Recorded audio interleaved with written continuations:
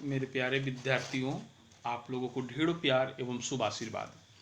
उम्मीद कर रहे हैं कि आप जहाँ भी हैं स्वस्थ हैं एवं खूब मन लगा के पढ़ रहे हैं। चलिए, तो आज के इस वीडियो में हम लोग आधुनिक भारत के अंतर्गत अंग्रेजी राज्य का जो सुदृढ़ीकरण टॉपिक चल रहा था, उसका ये दूसरा वीडियो है। हम फिर कह रहे हैं एक बार कि ये सब ऐसे टॉपिक हैं जिसको जनरली लोग पढ़ता नहीं है। कारण ये है कि इसमें कॉन्सेप्ट कहानी नहीं मिलता है। सीधे क्या करेंगे हम लोग 1857 की क्रांति से शुरू कर देते हैं। उससे पहले कुछ विशेष कहते हैं, चलो भाई ठीक है, मुगलों का पतन हो गया और उसके बाद 1857 की क्रांति प्रमुख घटनाएं हो गई। लेकिन इससे क्या होता है कि आपको ये समझ में नहीं आएगा कि किस तरह भारत में अंग्रेज भारत में आए तो अपने आप को स्थापित कैसे किए। जैसा कि लास्ट वीडियो में हम आपको बताएं कि कैसे प्लासी के युद्ध, बक्सर के युद्ध के बाद से अंग्रेजों का एक तरह से बीजारोपण होता है उनके साम्राज्य का, है ना। और वहीं जो है धीरे धीरे पेड़ के रूप में कन्वर्ट कैसे हो रहा है, तो उसके लिए गवर्नर जनरल लोग का क्या क्या योगदान रहा, कैसे वो लोग नीति को पालन किए, तो ये चीज़ समझना बहुत ज़रूरी है। अगर आप इस चीज़ को नहीं समझिएगा तो फिर क्या होगा कि आपको 1857 की क्रांति आखिर अंग्रेज ही क्यों जीता। उस समय तक उसके पास इतना सेना आ गया, भारतीय लोगों को सेना में भर्ती किया उसने, यानी सेना का संगठन किसने किया, सेनाओं ने विरोध क्यों किया, राजा महाराजाओं ने कुछ साथ दिया कुछ विरोध किया, आखिर ये सब क्यों हुआ। तो आखिर कहीं ना कहीं ये सारी घटनाएं जो होती है वो मेनली 1772 के से लेकर 1857 ईस्वी के बीच की रहती है। और हम इसी चीज़ को छोड़ देंगे तो फिर आगे का क्या होगा, हम लोग को रट्टा मारना पड़ेगा। तो प्लीज़ इस चीज़ को समझने की कोशिश कीजिए। हर केवल आप लोग इंटरेस्ट खोजते हैं, मज़ा खोजते हैं, मज़ा मत खोजिए, नहीं तो मज़ा में बहुत सज़ा भी होता है ना। तो आराम से आप लोग हर टॉपिक को ध्यान से सीरियसली पढ़िए, समझने का कोशिश कीजिए। हम भी कोशिश कर रहे हैं कि आप लोग कहानी की तरह, शॉर्ट में ही सही कहानी की तरह उसको बताते चले, ठीक है। तो चलिए, आज हम लोग अंग्रेजी राज्य के सुदृढ़ीकरण के इस दूसरे वीडियो के अंतर्गत, जो लास्ट वीडियो में हम लोग देखें कि कैसे सर जॉन शोर साहब से पहले के जितने वारे एक तरह से क्लाइव के बाद और जॉन शोर साहब से पहले लोग आए, उन्होंने कहा कि भाई हम जो है हस्तक्षेप की नीति का पालन करेंगे, मतलब किसी राज्य में हस्तक्षेप नहीं करेंगे, लेकिन मौका को मौका देखकर उन्होंने हस्तक्षेप किया, ठीक है ना। जैसे मराठों के साथ किया, मैसूर के साथ किया, इस तरह करके उन्होंने हस्तक्षेप किया। उसी प्रकार जब सर जॉन शोर साहब आते हैं, आपको 1793 से लेकर 98 के बीच में ये रहते हैं, तो 93 में जब आते हैं तो इन्होंने भी एक तरह से वचन दिया या शपथ लिया कि हम भारतीय राजनीति में, भारत के अन्य राज्य क्षेत्रों में हम कोई हस्तक्षेप नहीं करेंगे। तो ऐसे तो ऐसा ऐसा थोड़ी था कि ये पहला कोई गवर्नर जनरल था जिसने ऐसा प्रण लिया, इससे पहले के भी लोग लिए थे, लेकिन उन लोगों से ये थोड़ा जॉन शोर साहब अलग थे। इन्होंने प्रण लिया तो उसको पूरा भी किया। अपवादिक रूप में अगर देखा जाए तो अवध में जो उत्तराधिकार को लेकर के जो मामला चल रहा था, उसमें वजीर अली और शादत अली के बीच में उत्तराधिकार को लेकर संघर्ष चल रहा था। तो यहाँ पर सर जॉन शोर साहब जो है वजीर अली को हटा करके शादत अली को नवाब बनाया। अगर इस घटना को छोड़ दिया जाए तो सर जॉन शोर साहब ने जो है बिल्कुल हस्तक्षेप न करने की नीति का ही अनुसरण किया। लेकिन क्या हुआ कि भाई आप गवर्नर जनरल हैं, भारत में आपको सुदृढ़ शासन व्यवस्था स्थापित करना है, अपने आप को मजबूत रखना है, तो जो क्षेत्र, जो आपका विरोधी क्षेत्र है वो मजबूत हो रहा है तो उस पर तो आपको कंट्रोल करना पड़ेगा, जैसे कि पूर्व के गवर्नर जनरलों ने किया। लेकिन जॉन शोर साहब बिल्कुल ऐसा नहीं कर पाए।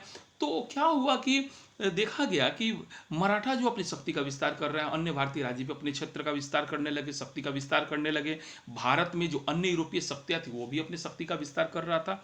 इसीलिए जब अगला गवर्नर जनरल लॉर्ड वेलेस्ली साहब आते हैं 1798 ईस्वी में, तो उन्होंने क्या प्रण लिया कि हस्तक्षेप नहीं करेंगे ना, कि हम भाई खुलेआम साम्राज्य का विस्तार करेंगे, इसके लिए मुझे जितना संघर्ष करना पड़े मैं संघर्ष करूंगा, बिल्कुल। तो लॉर्ड विलेजली का शासनकाल एक तरह से कहिए कि साम्राज्य विस्तार के लिए जाना जाता है।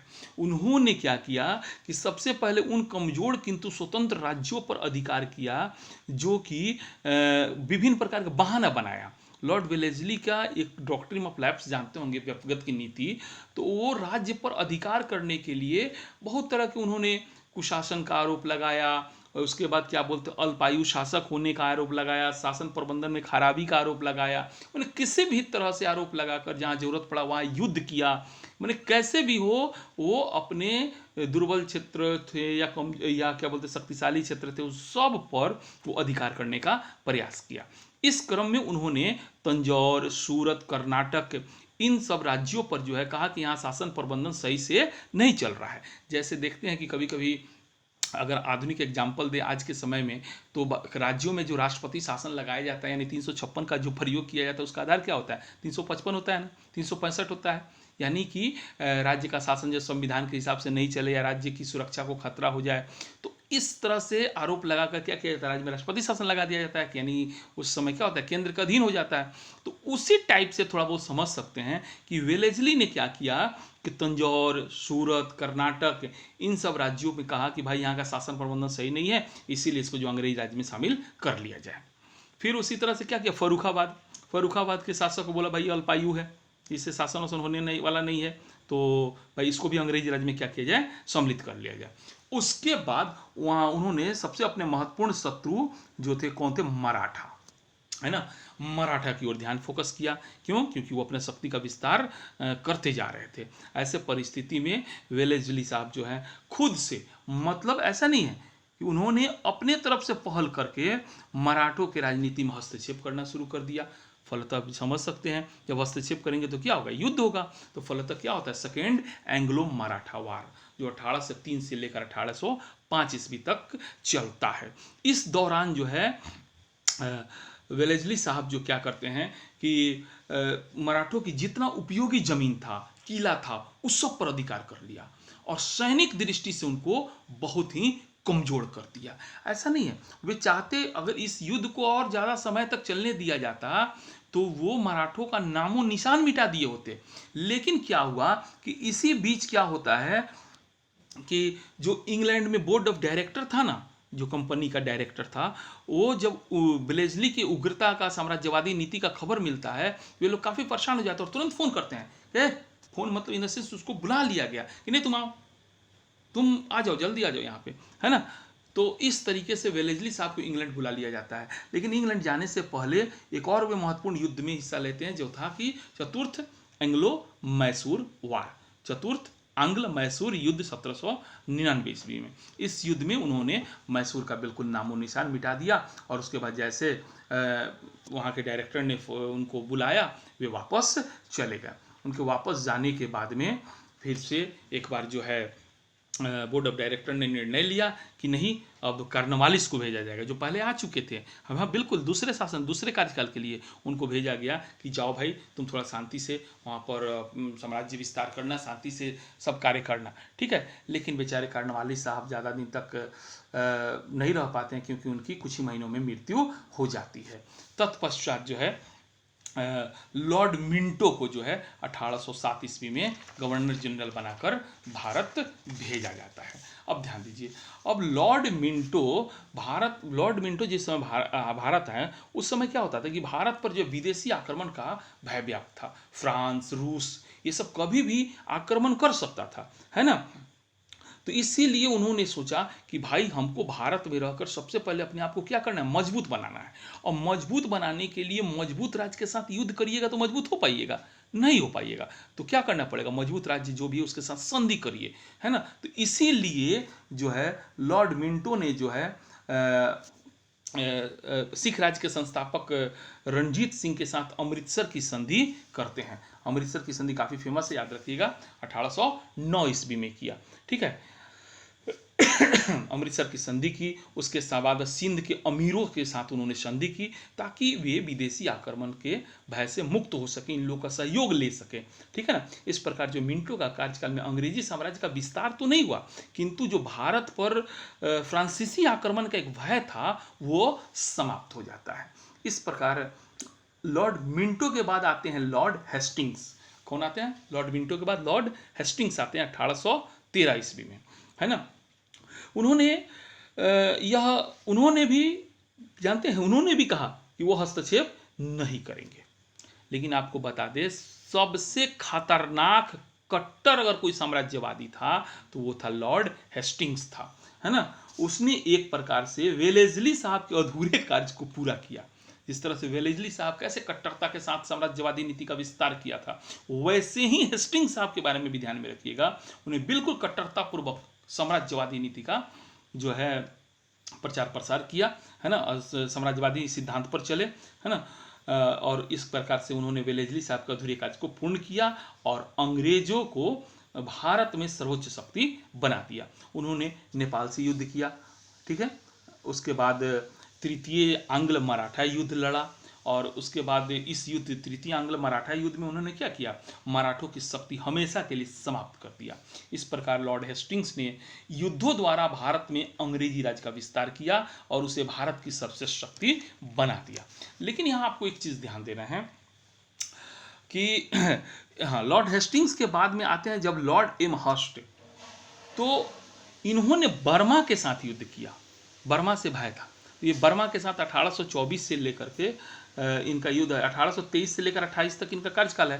तो इसी बीच उन्होंने बर्मा के साथ युद्ध किया। उसके बाद एमहर्स्ट के बाद आते हैं आपको लॉर्ड विलियम बेंटिंग।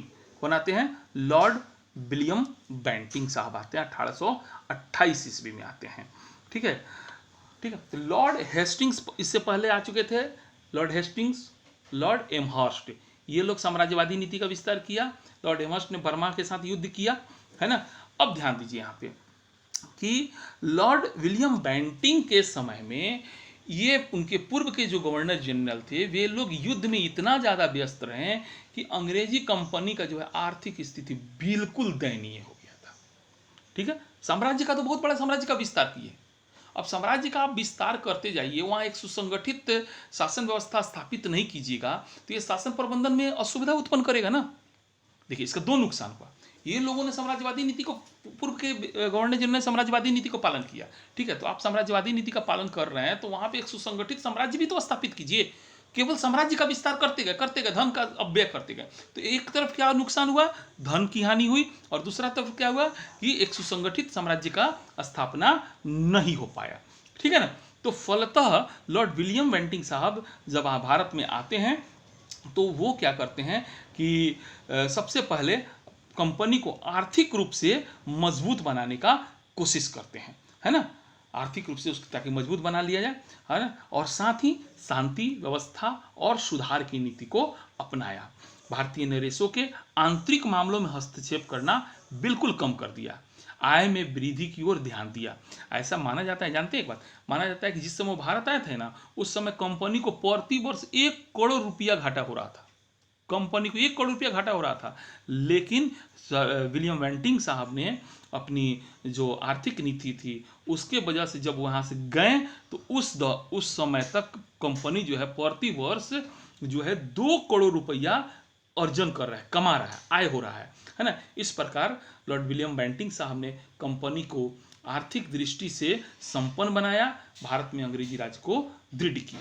इतना ही नहीं, उन्होंने सामाजिक और शिक्षा के क्षेत्र से संबंधित भी उसने कई महत्वपूर्ण कार्य किए, जिसकी वजह से आज भी उनको याद किया जाता है। जैसे ठगी प्रथा की समाप्ति, बाल हत्या पर रोक, मनुष्य का बलि दिया जाता था उस पर रोक, सती प्रथा को गैरकानूनी घोषित करना आदि। इस तरह से लॉर्ड विलियम बेंटिंग का काफ़ी योगदान रहा, ठीक है। लॉर्ड विलियम बेंटिंग साहब के बाद लॉर्ड ऑकलैंड आते हैं, उसके बाद लॉर्ड एलन बरो आते हैं, और उसके बाद लॉर्ड हार्डिंग आते हैं, ठीक है, क्रम से ये लोग आते हैं। तो लॉर्ड विलियम बेंटिंग साहब ने जो सुधार कार्य किया था ना, उसी को इन लोगों ने जो है मजबूती प्रदान किया, ध्यान दीजिएगा, ठीक है ना। और जितना हद तक संभव हुआ ये लोग क्या किए कि थोड़ा बहुत साम्राज्य विस्तार भी करने का कोशिश की।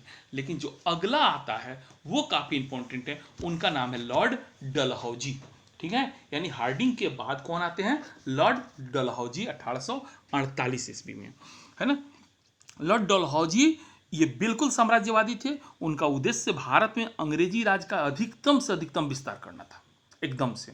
भारत छोड़िए, भारत से बाहर भी लोग पहुंच जाता था, है ना। उसने युद्ध द्वारा भारत से बाहर, जैसे आपको बताएं तो पेगू बोलते हैं दक्षिणी बर्मा को, उस पर अधिकार कर लिया। उसके बाद द्वितीय आंग्ल सिख युद्ध द्वारा पंजाब को अंग्रेजी साम्राज्य में सम्मिलित कर लिया। अंग्रेज सिख युद्ध जो चल रहा था ना, उसमें इन्होंने जो है द्वितीय, याद रखिएगा, आंग्ल सिख युद्ध, उसमें इन्होंने क्या किया, पंजाब को अंग्रेजी राज्य में शामिल कर लिया। उन्होंने उत्तराधिकार के प्रश्न के आधार पर कर्नाटक और तंजौर को अंग्रेजी राज्य में सम्मिलित कर लिया, तथा गोद की प्रथा के आधार पर सतारा, नागपुर, झांसी, जैतपुर और संबलपुर के राज्यों को अंग्रेजी राज में शामिल कर लिया। इसके अतिरिक्त कुशासन के आधार पर मोस्ट भी है 1856 ईस्वी में उन्होंने अवध के विस्तृत और संपन्न राज्य को अंग्रेजी राज में शामिल कर लिया। इस प्रकार डलहौजी ने जो है भारत के अंग्रेजी राज के नक्शे को पूरी तरह से बदलकर एकदम संपूर्ण बना दिया। परंतु डलहौजी केवल अंग्रेजी राज्य के विस्तार मात्र से संतुष्ट नहीं थे, उन्होंने उस साम्राज्य की सुरक्षा और उसकी सुदृढ़ता के लिए भी कदम उठाए। उन्होंने अनेकों प्रशासकीय सुधार करके अंग्रेजी राज को दृढ़ता प्रदान की। उन्होंने सैनिक सुधारों द्वारा अंग्रेजी सैनिकों की संख्या में वृद्धि की, सिखों तथा गोरखों है ना का अलग एक रेजिमेंट खड़ा किया। उनके द्वारा जो है अगर आपको बताएं तो रेल देखिए देख रहे हैं ना, ये उन्होंने सैनिक व्यक्ति में परिवर्तन किया, सिख को गोरखा लोग का एक अलग रेजिमेंट बनाया है ना। उसके बाद अगर आपको बताएं तो रेल, जिसको जिनके लिए याद किया जाता है रेल, डाक है ना, उसके बाद तार, ये है ना तार है, देखिए रेल, डाक, तार की व्यवस्था की, यातायात और संचार साधनों में जो है उसको बिल्कुल अच्छे तरीके से इसको स्थापित किया ताकि व्यापार को बढ़ाया जा सके, है ना। तो और इसके साथ साथ उन्होंने जो पूर्व के बंदरगाह थे उसको काफ़ी विस्तृत ढंग से उसको बहुत बड़ा बनवाया, ठीक है। इस तरह से डलहौजी को अगर सही मायनों में कहा जाए तो वही जो थे आधुनिक भारत के निर्माता थे डलहौजी। तो इस तरीका से डलहौजी एक तरफ साम्राज्यवादी नीति का अनुसरण कर रहा है और दूसरी तरफ जो है देख रहे हैं वे अनेक प्रशासकीय सुधार का कार्य भी किया। अब ध्यान दीजिए तो उनके साम्राज्यवादी नीति की वजह से क्या हुआ, 1857 की क्रांति भी हुई। 1857 की क्रांति के तो ऐसे बहुत सारे कारण थे, किंतु डलहौजी 1857 की क्रांति के लिए डलहौजी भी एक महत्वपूर्ण जिम्मेदार व्यक्ति था। लेकिन यहाँ ध्यान देना है आपको कि अगर उनके वजह से यह क्रांति हुआ था तो उन्हीं की वजह से अंग्रेज इस क्रांति में विजयी भी हुए। क्यों विजयी हुए? क्योंकि इन्होंने जो है सैनिकों की संख्या वृद्धि किया था, सिखों, गोरखों इन सब का अलग से रेजिमेंट तैयार किया था, तुरंत खबर के लिए, तुरंत सेना के लाने के लिए रेल, डाक, तार इस सब का व्यवस्था किया था, बंदरगाह को बड़ा बनाया था।